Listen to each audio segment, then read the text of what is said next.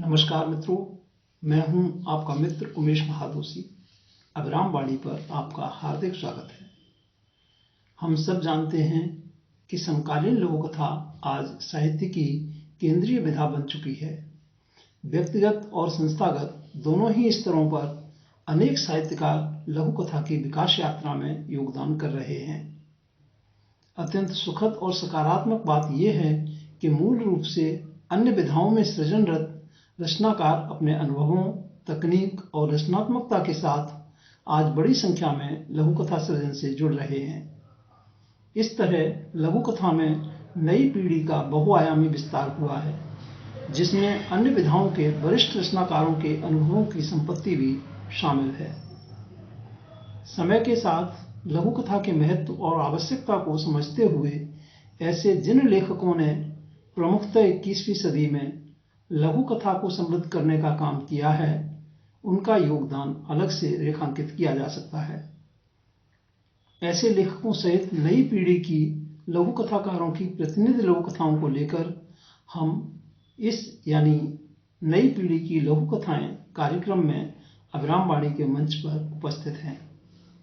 इस मंच पर सहभागिता दर्शाने वाले सभी मित्रों का स्वागत है, अभिनंदन है।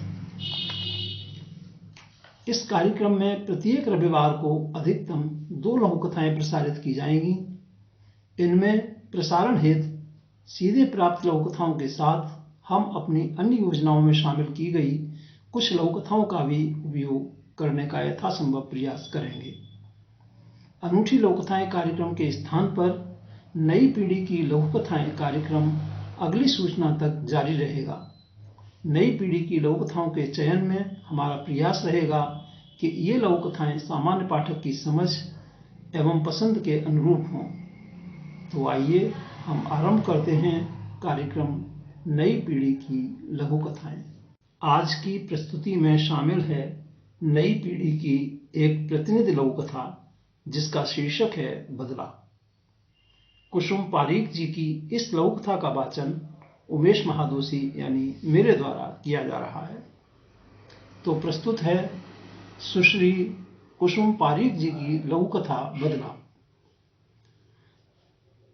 बाहर छाए अंधेरे में हाथ को हाथ नहीं सूझ रहा था। वातावरण में इतनी निस्तब्धता थी कि हवा भी डरी हुई महसूस हो रही थी, क्योंकि जितनी गोलियां चलाई गई थीं, वे उस हवा को बींधती हुई कईयों को लील गई थी। उस गुप्त अंधेरे में हर साए में डर का इतना जोर था कि उसके रोए कांप रहे थे। जानवरों की दहशतगर्दी दिनों दिन बढ़ती जा रही थी। इस दहशतगर्दी को रोकने के लिए कुछ ने कहा, जानवर को स्वीकार करने में ही भलाई है, क्योंकि इसकी प्रकृति ही ऐसी है।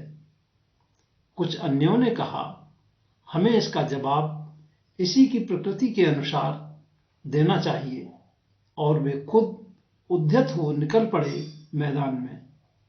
चारों तरफ भयंकर मारकाट मच गई थी, और जो उनका सामना करने गए थे, उनकी लाशें बिछी हुई थी। उसी का परिणाम यह मनहूस सन्नाटा था। लगभग तिरस्कृत सा कोने में बैठा एक बूढ़ा बोला, मेरी मानो तो इस लाठी को लेकर जाओ। इसको जब तुम जानवर को दिखाओगे, उसकी शक्ति स्वतः कम होती जाएगी और अंततः वह निर्बल हो जाएगा।